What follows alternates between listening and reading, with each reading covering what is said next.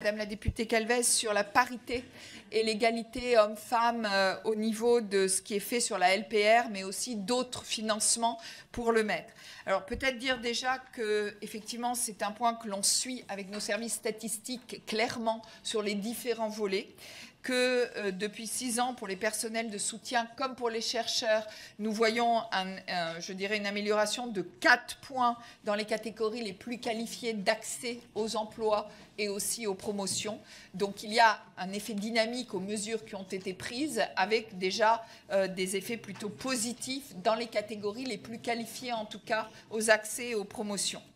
Les stéréotypes de genre perdure pour autant, on le sait, sur les recrutements, sur tous les personnels, et on le voit avec beaucoup de femmes dans les secteurs administratifs, beaucoup de moins dans les secteurs techniciens et techniques peu féminisés. Et c'est pour ça que nous lançons le programme Tech pour toutes, qui a pour objectif d'accompagner 10 000 filles dans les filières, en particulier du numérique, d'ici 2026. Nous travaillons bien sûr avec le ministère du numérique, mais le ministère de l'Éducation nationale et ministère d'égalité hommes-femmes pour lancer, et la fondation INRIA, qui est à la manœuvre, auquel nous avons confié ce programme Tech pour toutes. L'organisation aussi chaque année du prix Irène Joliot-Curie pour mettre en lumière les carrières de femmes scientifiques, et on développe aussi tout ce qui est le rôle modèle des femmes, c'en est un exemple, et je pense que nos jeunes filles ont vraiment besoin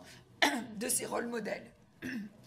Et puis le soutien financier à diverses associations. Nous travaillons beaucoup à sensibiliser les jeunes filles à la mixité des métiers, et nous y travaillons aussi à partir de l'école primaire pour pouvoir attirer nos jeunes filles vers des métiers dits plus de sciences dites dures, scientifiques, dans lesquels nous avons des besoins, mais sur lesquels nous avons même du mal à remplir des filières que nous ouvrons aujourd'hui,